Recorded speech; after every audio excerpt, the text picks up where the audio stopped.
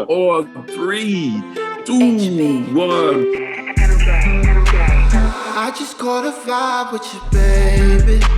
Can't wait till I'm inside of you, baby. Waking up inside of you, baby. I just caught a vibe with you, baby. Can't wait till I'm inside of you, baby. Oh! Hey. What's up, guys? Here we go. Welcome back, Powerheads. Here we go with another episode of the PowerWatch. Episode 9. Every week it gets crazier and crazier. We're back with Warhog and your boy E-Dot and your boy Invisidill. And I'm afraid we're going to have to start off the episode with doing something special. Basically, you know, you've heard of the RZA. You've heard of the Jizza. Well, Invisidill is now the Vizza.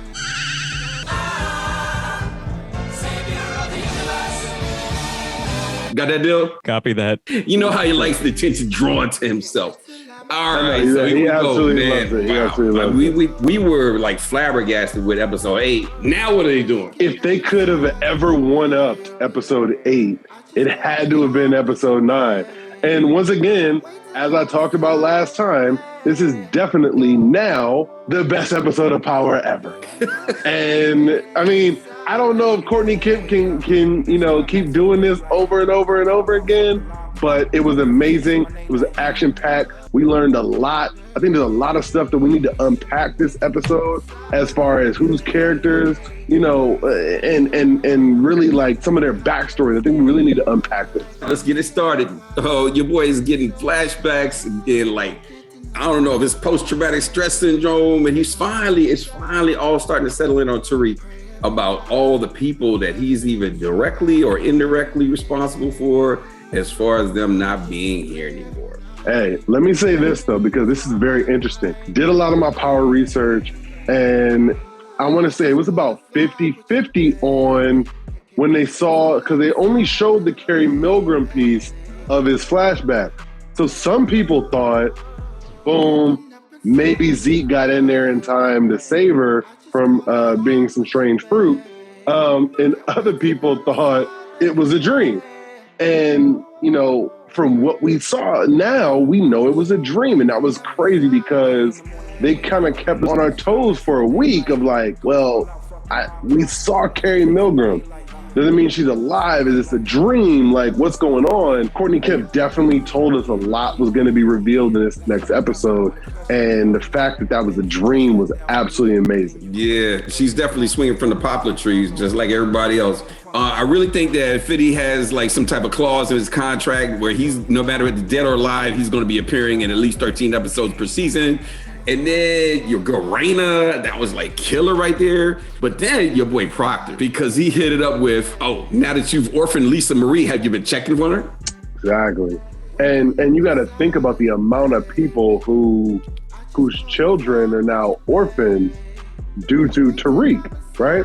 Yeah. You got Lisa Marie, you got Cash. Everybody. You got his own sister is effectively an orphan now. Yeah. All due to Tariq. Yep. And he's becoming the person he had said he never wanted to become. He's becoming his father. And let me drop this on you. He orphaned himself. And he orphaned himself. He killed his dad. Every person he comes in contact with becomes an orphan through one capacity or another. I guess we're going to call him the orphan maker. We got your boy Kamal and Rashad, the Tate brothers of international fame. They're out there chopping it up. And Rashad is like, who's that? You got a hidden boo on your girl? And he's like, nah, she's some drunk old lady. She keeps saying she saw nobody. And then she saw one person at the scene of Jabari's murder. And then she said she saw 2. So, I can't take her serious. And he was like, whoa, give that to Jenny. And he's like, no, it's too frivolous right now. He's like, I don't know, man. We're just going to have to play it discreet. And I know Kamal was not thinking that he was going to do what he did later on, but here he ended up in court. Rashad Tate is complaining about smelling too many bubble guts in the bathroom. So Tariq shows up for his little court case, and he's got what he needs to have. Somehow he got the photograph from your boy Braden. Now, let me ask you a question. Braden like went all hot shit when Tariq was talking about using that photo before. So why didn't he just take it back to the crib if he didn't want Tariq to use it? Because Braden trusts him, and Braden, got busy doing a lot of other stuff. There's a lot of other stuff going on. A lot of other stuff Braden's involved in. Running licks. Right? Exactly. Like fake running licks because we know he's not about that life. It's a lot of other stuff that Braden is involved in, and that I think, he has so much going on in his mind. He forgot about the fact that that picture was there. And Tariq said, I'm taking this picture, I gotta save my life. I don't care about your family. I don't care about anything. Because I gotta say, this is like the death. Your dad's not gonna get caught up in this, is what he tried to tell Braden. We gotta see how it's gonna play out, but I don't know how his father in blackface, along with Sweeney, is not going to wreak havoc upon his family as well. I don't know how that works. Yeah, but his dad, he's not one of those guys that's all that susceptible, because his dad isn't running for Congress or anything like that. He's a businessman. But it's like, these guys go through scandals every day, you know what I'm saying? And they always get a golden parachute at the end of it.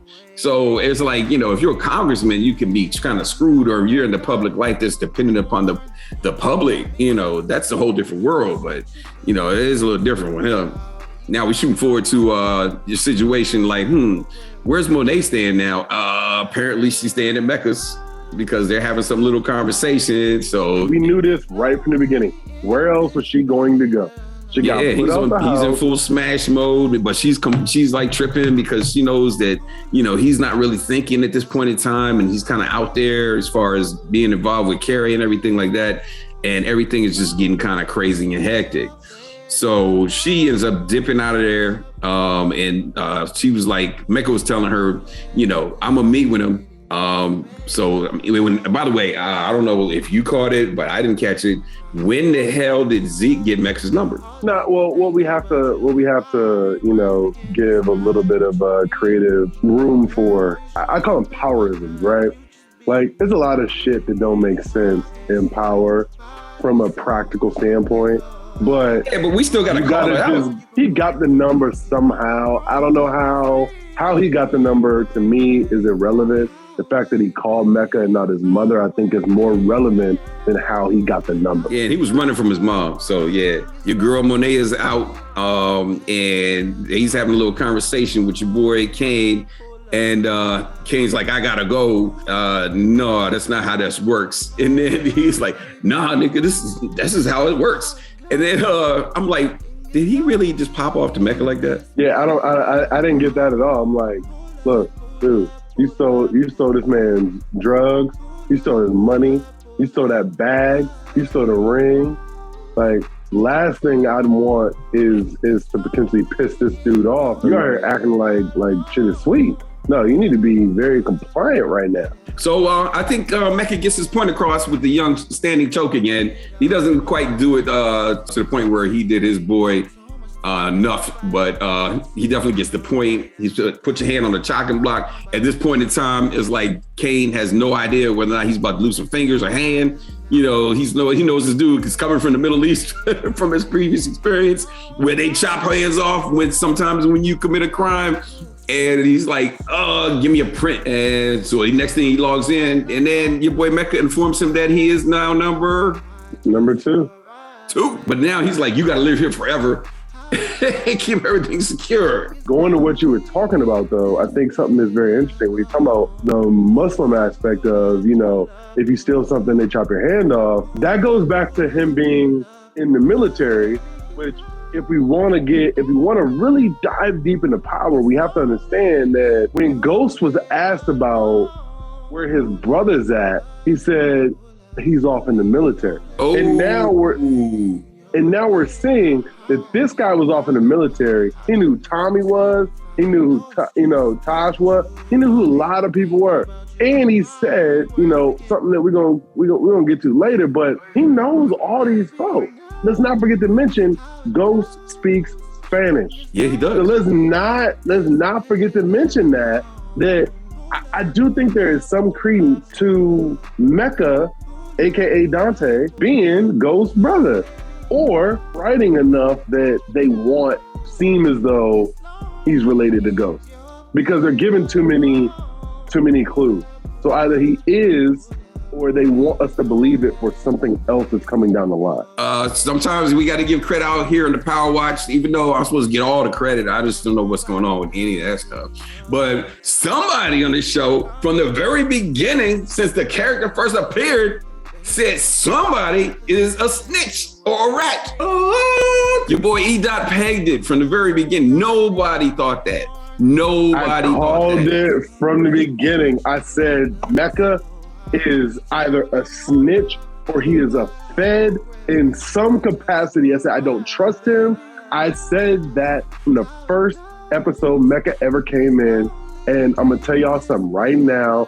I don't think any of y'all out there believe me, and you can go back and look at the videos, and I was right. And I even tell my girlfriend this all the time. I said I'm always right sometimes. Yeah, but see, man, I'm gonna give myself some forgiveness for that, because in my life, in fiction, in reality, I've never seen a snitch go as hard as this dude murdering and running the drug game. I agree with you, but my whole thing was he could do a lot of wild shit and never catch the heat, right? Like, you got to remember, and then here's the reason why I thought it. Because when Ghost was killing folk, Tommy killing folk, all this is going on, even though they're getting away with it, heat to it, right? Like, we gotta, there's some heat on this. We gotta lay low for a little bit. Like, it's always heat when anybody else kills somebody. All of a sudden, this Mecca dude comes in. He got all the money in the world. He fly anywhere he wants to fly. He got private jets, okay? Flying dope in, doing all this, killing people. And it ain't a police siren. Look, it ain't a police siren in the world coming. I'm gonna checkmate you on this one. Ghost. Remember when he killed the head of every family? Yes, I remember that. He got no heat. Okay, but that's one. All the other time, Ghost had to damn near answer for all his murders. In some way, shape, or form, he had to answer for him. And the other thing about it was, to me, Mecca was way too well funded. I was like, he is funded. I was like, it's got to be somebody with endless bags that is funding this. And that's why I was like, he's got to be a fed. I was like, because he got an endless bag, like, no matter what. Oh, I'm already seeing the pictures that we're going to include in this episode. Damn. So meanwhile, though, he's got to give a call now to Lorenzo and telling him, we don't have any drugs for you right now. That goes over real well. That was a tough phone call. It was a tough phone call because Mecca put him up to it. You let him know. You let your father know that you stole my fucking stash, and so therefore I don't have no drugs to give him. You let your father know that. But he didn't say that to Kane at that moment. You know what I mean? But that's what the gist of it was like, you call your father and tell him I can't fulfill. And your boy Lorenzo is getting hotter and hotter. He calls Kane home. Kane says, I can't come. And now he's really tripping out. He's smashing shit up in the crib. Where's all my loot? Where's my stuff? GTG's not answering my call. I'm gonna get with little guap. And then next thing you know, Drew comes in, and Drew and Diana are faithful to a fault to Papi. All right. So Papi Lorenzo, they tell him like, hey, I know what happened, and there's no way I would have been able to get my hands on, on little guap without Kane just going totally off unless this situation had developed. And, we were trying to make sure Mo was good. And then he was like, Mo? So the dinner conversation, the dinner megadon, she dropped all those bombs. I guess it kind of got lost in the sauce that Monet was still running stuff through Tariq and Stansfield. But now he got to remind it. Y'all got to give me the bags. So Drew and Diana, they get together and they're like, we got to make this work. Drew's telling Diana, you need to stop running your mouth because you just get everything in trouble. And then she was like, well, just go ahead and get the key card from your boy Everett because I know how to get it. So she goes running over to Tariq's house. I thought she was a little head over heels over Tariq for a minute, but... Well, here's the thing, man. First off, Diana and Drew might be some of the dumbest thieves I've ever met in my entire life. First of all, Drew was part of it. So I don't know why he want to talk about it. Diana essentially she was part of it too. So like, both y'all need to sit there and shut up. Like neither one of y'all are in a good spot. But like, yeah, she goes, okay. And she goes and plays Tariq. And once again, coming back to what Courtney Kemp was talking about last week, she said, we gonna find out who's a real one between Effie and Diana. And before we could even figure out if Effie was a real one or not, Diana proved that she wasn't. So at this point, it's like, well, we got left to figure out is if Effie is a real one or not. Because we know Diana played the shit out of Tariq and stole all the product back. But my thing is, and I don't know about you, but I'm just gonna speak from from a man's perspective, right? If my girl's in a room and I feel like I gotta have my phone face down, if I gotta get up to go get something that's outside that room, I'm taking my phone with me. If I leave my phone up, that's a completely different statement, right? But he put his phone face down. So if I gotta put my phone face down, because I'm obviously worried about what's gonna happen or what you're gonna see on the front of my phone. So it's a little unrealistic, but once again, that's a powerism that we're just gonna have to deal with.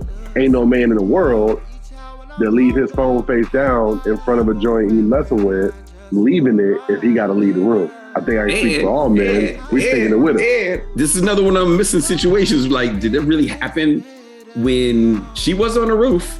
But did it really happen when she find out that's where his distribution network is? Nah, she knew about her. Remember, because he had invited her up there before. No, but they were talking, and they were talking about McLean, and that's pretty much it. She didn't know that that's where the drop spot was. I think she figured it out because, like, why the fuck is he up there? And, all this kind of stuff. Like, he was using that spot a little bit too much. He was getting a little too lackadaisical with it. Nah, I think Tariq fucked up. But, I mean, it's a verifiable fact that unless this dude had, like, an iPhone 6, there's no way you could play a video of him in the facial rec work. Okay? It doesn't work that way because it looks for depth and it looks for a lot of things. So, I mean, like I said, once again, it's a powerism. So we just have to go with it. And I'm okay with it because, like I said, you got to just deal with it. There's got to be some creativity there. Yeah. But I'm like, oh, you're stretching it. Reaching. They're reaching. Yeah. So then your boy Dante, to me, the whole concept of this meeting is funny as shit. Because Dante meets Zeke and shit. Now, Dante ain't no little dude, man. And literally next to Zeke, he looks like Zeke is the Hulk. That's number one. But then number two is he passes him a beer, which would have been illegal when he was 19 a couple of days ago. But now that he's 23, it's all good. First of all, let's just be real, right? Let's be real. Dante only looks like the Hulk because they put him next to a lot of small characters. Zeke actually being somewhat closer to the size of a basketball player makes Dante look small. You keep putting him next to Tariq, Braden, Kane, and all these guys that, weigh $125, $130. Yeah, they weigh $130 something wet. He's gonna look big. It's the same reason why Lil Wayne never looked small in the music video. Because they shoot it the same way and they don't put nobody else big next to him. You took that joint to the extreme. It's going to be a death match between Jodeci and Casey from Jodeci and Lil Wayne. Who's going to win? The first person they can pick up a straw. All right, so the first person they can see over the counter. Down goes everybody. And what you all didn't know out there is that it looks like the new adopted family for Mecca is the Watsons. But Zeke was actually a two-sport athlete. And apparently, look who he's become. Moving forward, he's trying to crack it open for Zeke to try to get back with Monet because Mecca is the most love-struck person I've ever seen in my life. Still seems like he's trying to do things to get the family back together and all that shit. But then your girl Monet is starting to lie to Zeke. because she's like, Zeke is like, did you have anything to do with Carrie Milgram's death? And of course she did, but she's like, no, I came straight to Dante's. And, it's like, then Dante. But we don't know that, though.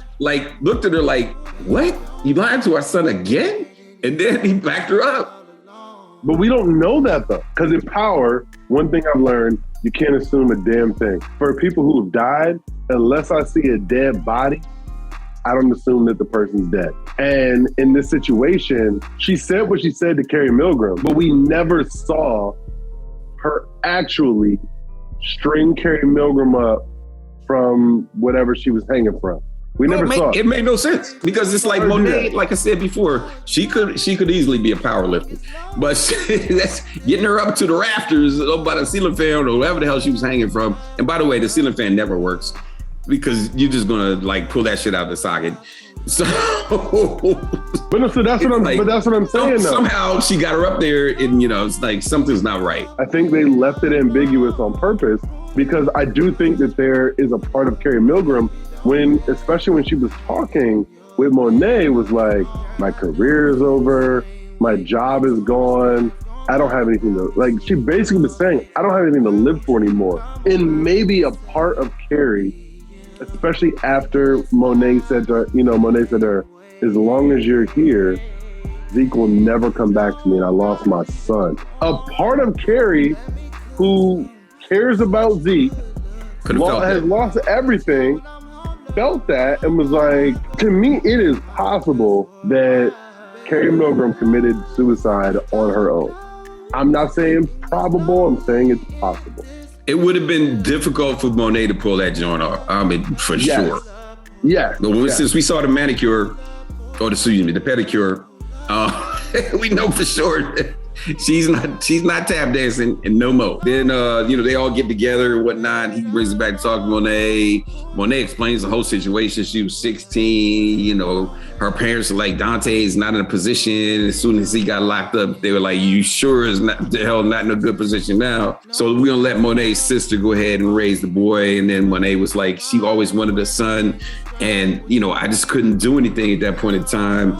And then, so he's like, so you just forgot me? He's kind of coming around, I think. So meanwhile, the thieving is on once again. Your boy Drew gets the card for admission to Stansfield from Everett, which, by the way, I found that very odd that your girl Diana had to mention that to Everett, because didn't she get on campus before to go see Tariq up on the roof? So why does she need a admission card now and she didn't need it then? So I don't know what's up with that. Just like if we're talking about last episode, when they messed up on Kane's birthday and Zeke's birthday, it's a powerism. We're human, right? We're watching a TV show. And Courtney Kemp talked about this. She talked about the fact, she was like, once we put that episode out there, I was hoping no one caught it. But it was a mess up. She was just like, it's a fuck up. She was like, it was a prop thing that was just wrong. Okay, so in other words, what you're saying is the whole metaphor I had last week of the black holes, there's gonna be a bunch more black holes in this episode. Sorry. So moving forward, had last week, we had the big blow up around the table. Now we got the blow up around the table at Braden's residence, because the lawyer is there, Naomi Osaka. She looks like her. I'm sorry. And Jenny McCarthy. And meanwhile, it's like Braden's dad is telling the lawyer to shut up. When it's like the lawyer seems to be on her job. And then they start questioning. Jenny starts questioning Braden. And then your boy, Trace, who, okay, first of all, remember how I always wanted a little not my boy. Remember how I wanted to go? I know. That's I not said my that boy. You know that. Not my boy. So from the beginning, I was like, this is the dude who was next in line on my hit list. He has got to go. And even before this, because he was just an ass. And now he's just blabbing everything. And it's like he's incriminating his brother in front of the family, and he's dragging Kane into it. And now he's dragging Officer Ramirez, who I'm pretty sure by now he knows is dead. And for what? What's his game? Can I tell you why? Here's why. Because Trace is a cokehead, and Effie, because if you remember, after she tasted Sweaty's stepped on coke, the hell no, I'm not, we're not buying this. Sweaty said, all right, well, let your brother know I hear no more effectively, that I'm done. Cut off. So he closed off the whole pipeline over that scenario. So now you got a cokehead who's angry. He gonna say whatever because he's like, at the end of the day, it's not gonna come back on me. People that he's about to snitch on, they got bodies, crazy bodies. Not playing with him. So then the Jenny drops bombs left and right. She's like, oh, well, we got you on the recording. Braden, you said you didn't know Kane, and you're obviously talking to Kane right there. Now we got you on the dash cam, off the Ramirez's dash cam where you were pulled over. The two of you, because you were selling coke for Kane, and Kane's license plate was in the picture. And it's like, although I think that's still a little iffy, they might be able to get out of that one. So then, meanwhile, Braden's dad finally lets the lawyer do her job. And she's like, okay, if one of these mugs testify, it's immunity for both of them. But Greg, let me say this though. How is it that all this is happening, right? You got Kane, Braden, Trace on Ramirez dash cam, yet prime suspect is Tariq. See, that's the part that I think is going to help Tariq's case fall apart, because this has all got to be part of Brady. Once you bring this out, this all got to be part of Brady. So if you don't include this and somehow it's found out that you've got tape of Braden, Trace, Kane, and Ramirez. Yeah, it's going to be difficult. On camera. Yeah. The only one not on camera.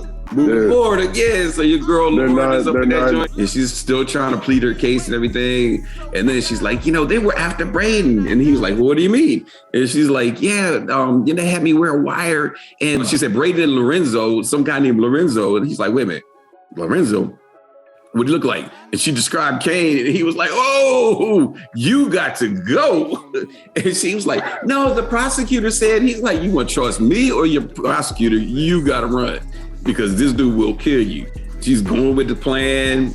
Meanwhile, it's like your boy Kane finds out what's going on, because, your favorite little love couple is Tariq and your girl, Effie, snuggling up over some ramen.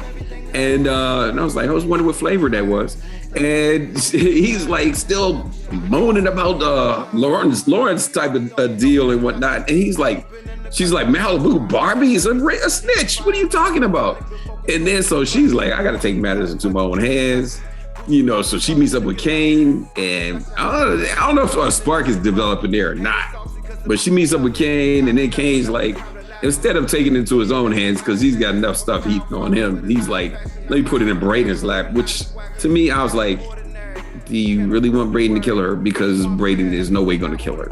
Yeah, I think Kane putting that in Braden's hand was the first sign of weakness that we've seen in Kane, to me, right? That was the first sign of weakness, because Kane typically takes care of that kind of stuff on his own. Why would you trust a dude like Braden? Braden ain't killed nobody before, okay? Braden, it's kind of like telling Trace, here's his knapsack full of drugs. I want you to deliver to somebody else. Yeah, don't fucking snort the whole bag. Like, oh, too late. And that dude is going to be like... Give him a bubble tea straw. No, I mean, I think I think that was his first sign of weakness. I mean, and I think we've seen in this particular episode alone, I think we've seen a lot of weakness in Kane, right? For the first time, to me, because I think he's been in a position of, even if I'm not in power, I'm going to try to find a way to be in power. Just like we were talking about last episode when it came out of the dinner table. He was like, I stole a Coke, put sugar in it, and became the plug. I did it. Like, you know what I mean? He's always like the tough guy. This is the one time he wasn't the tough guy, because for real, if he knew that Lauren needed to go, that's a Kane activity. That is not a Braden activity. Maybe Mecca choked it out of him. Who knows? It's possible. It's possible that Mecca choked the toughness out of him and put a whole lot of bitch in him. You got a whole lot of bitch in there. All right, so so all this is going on and all that, and Braden is like, oh God, I gotta do it. I'm gonna still try to do it. And then your boy Tariq calls him, and he's like, I got the setup. But then he finds out from Kane that Mecca knows where the bag is that they all stole. So he looks through the bag and he finds court case, United States versus your boy Dante Spears. What the hell? What's this all about? And he goes ahead and does a smart move. He goes ahead and texts it over to his boy McLean Davis, who knows, first of all, your average defense lawyer ain't gonna know this type of information. McLean Davis got his pulse on the nation, overground and underground. The powerism is what I've been talking about the whole time. No, I don't think this is a plot hole. I think what happens is McLean Davis is always in the dirty and in the highlight at the same time, so he knows shit like this. A snitch like Mecca, ain't nobody like McLean Davis gonna be able to know about it. He might have done business with McLean Davis.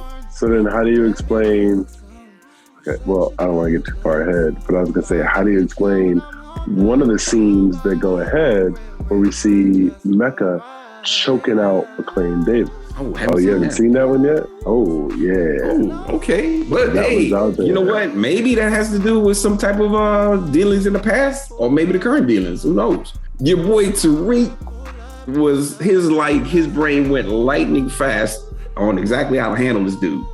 And I think love, being still love struck over Lauren had a lot to do with it, because he demanded $2 million for this dude, and he's going to tell everybody all about him.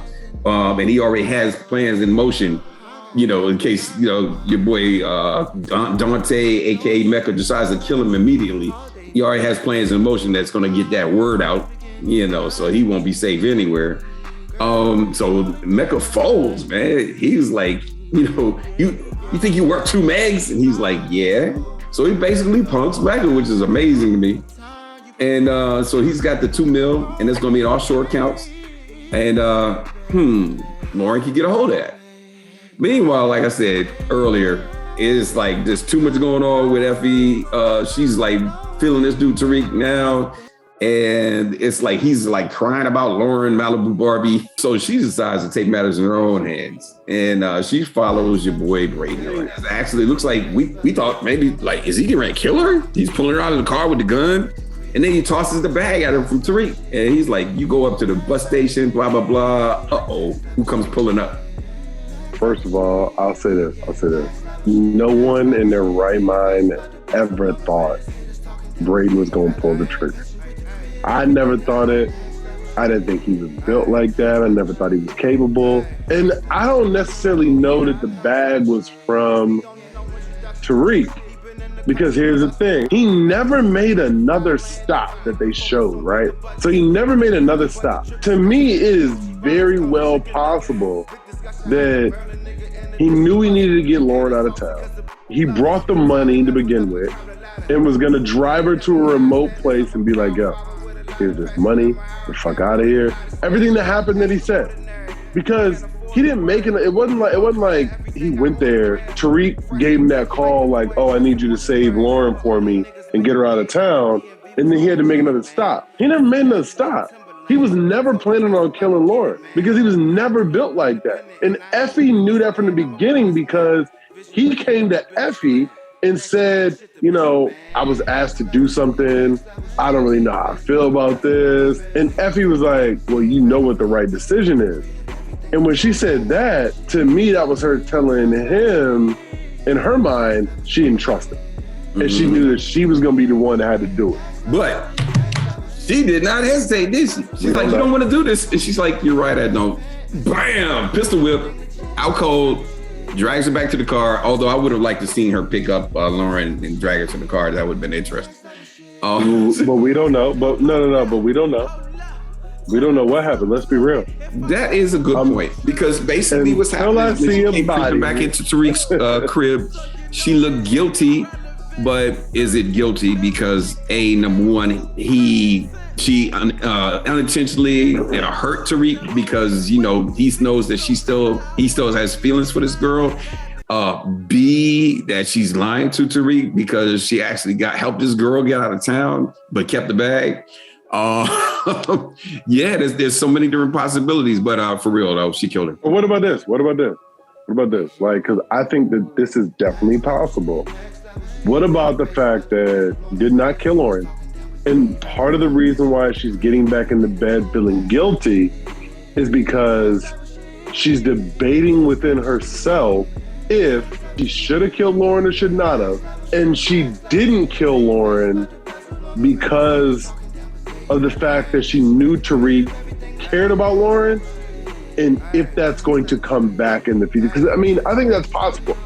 I think there's two possibilities. Either that or Lauren's her first body. Because I think that plays a role as well. If Lauren's her first body, she's sentimental, she's emotional, she's a lot of things, right? She doesn't know, because she got back in that bed very, remorseful and ginger. Like, it was very like, oh my God, I don't know. Like, I don't, she got back in that bed very cautiously.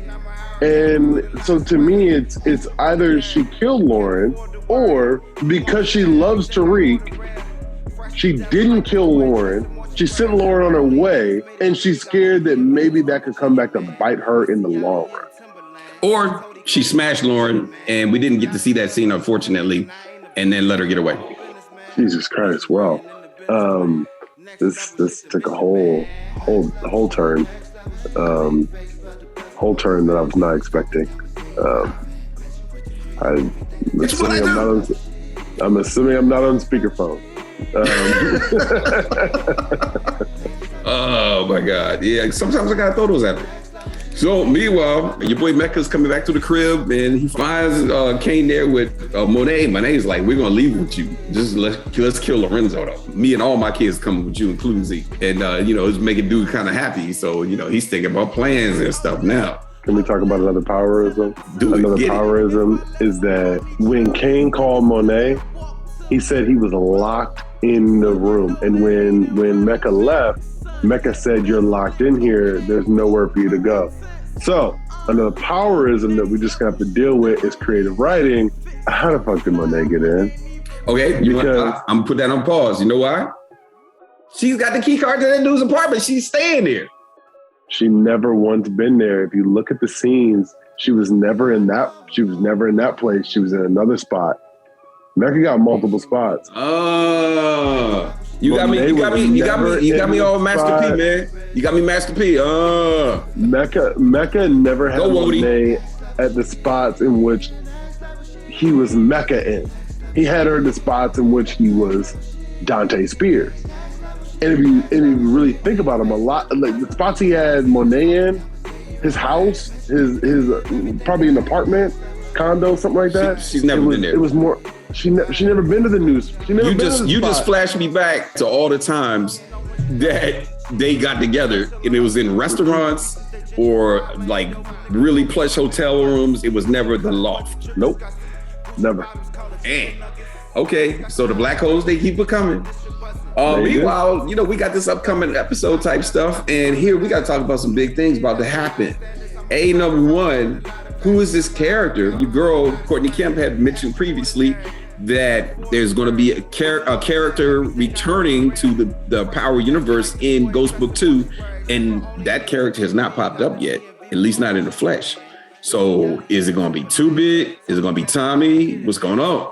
Tommy and 2-Bit, both of them are in the IMDb. I think it's a possibility that 2-Bit shows up because the episodes overlap. So therefore, technically speaking, because the episodes are going to overlap between the two of them, you got to put Tommy in the IMDb as well. But I think that it's going to be 2-Bit is going to show up because I think 2-Bit is going to come for his money. All right, I'm about to hit you with something else you may not expect. Tommy and 2-Bit show up.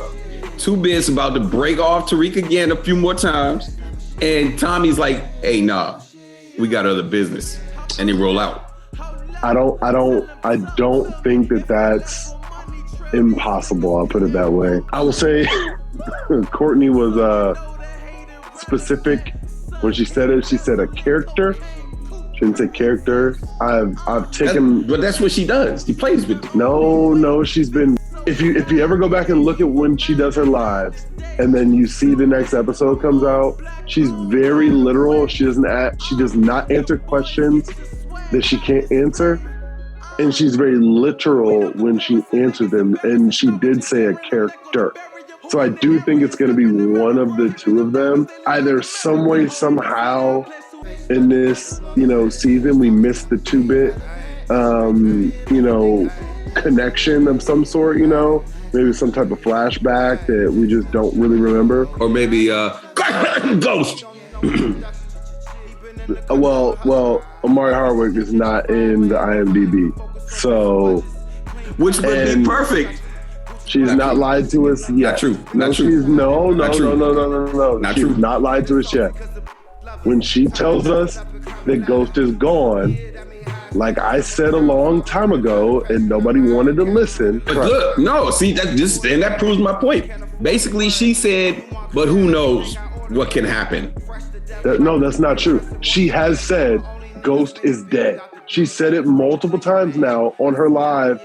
She said the most recent time she said, "But who knows what can happen? Stranger things have happened in the Power universe." I'm telling y'all, he's dead. Courtney Kemp has not lied to us like that before. Ghost is done. I said that a long time ago. I said I believed it. All right, so move forward. Last little bit. So it's like, Dante is not moving at the pace that Monet is liking, and she's like, "What's the holdup?" Zoe is like, "Hey, you ready to do this?" to Drew, and Drew's like, "Yep." So Drew's ready to do something, and he ends up with a gun in his hand, and somebody's on the floor. And I was like, "Who is this person? Is it number one, Everett? Is it Trace? Is it Braden? Who is it?"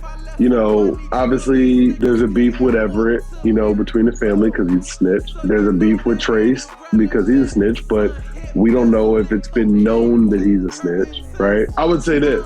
If Trace is the one that gets killed, it makes sense that Braden is the one who shows up in court, because Braden showed up in court looking a little pissed off. So it would make sense that, it could make sense that Trace was the one that got killed. I personally think the person that gets killed in that scene is Mecca Lorenzo. It's got to be somebody big. Wait a minute. Courtney's already I said. can't possibly see. Well, first of all, Drew is no. All right, number one for both number one and number two. The two people in the Power universe that are least likely to kill Zoe are Drew and Diana. And you called me crazy. He wouldn't have agreed to Zoe's order earlier. You called me crazy when I said Mecca was a fan. Look, listen to me. It only makes sense that it's one of the two of them that goes down. And the reason why I'm saying it only makes sense is because no one would know that Trace was getting ready to testify unless Braden said something. And Braden would not show up in court pissed off had he said, had he told somebody to kill his brother, right?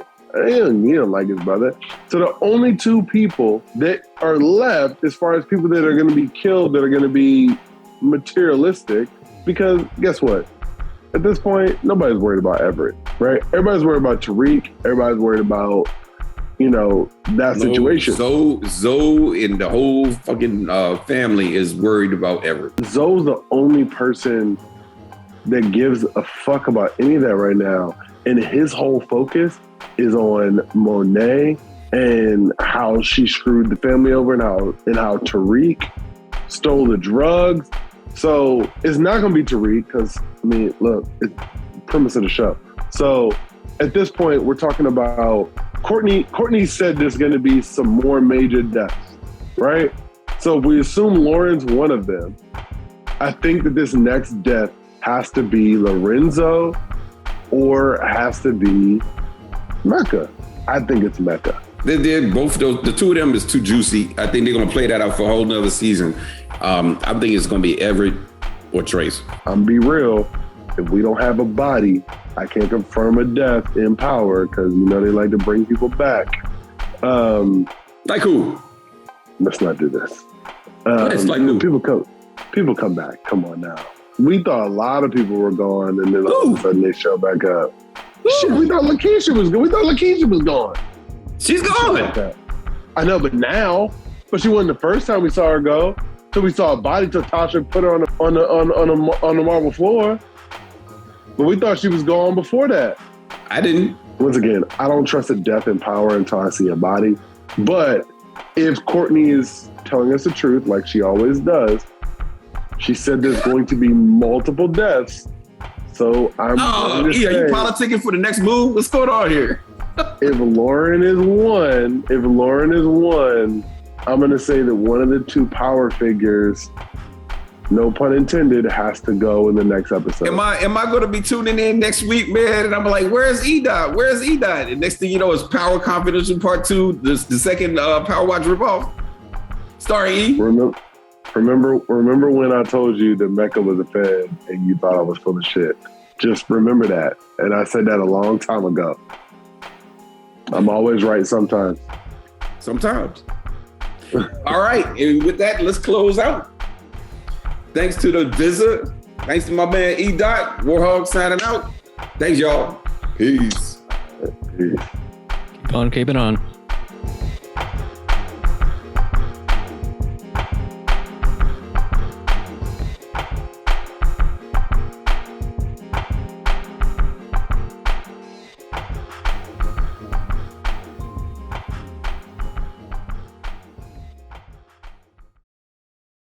And Raina, God bless you.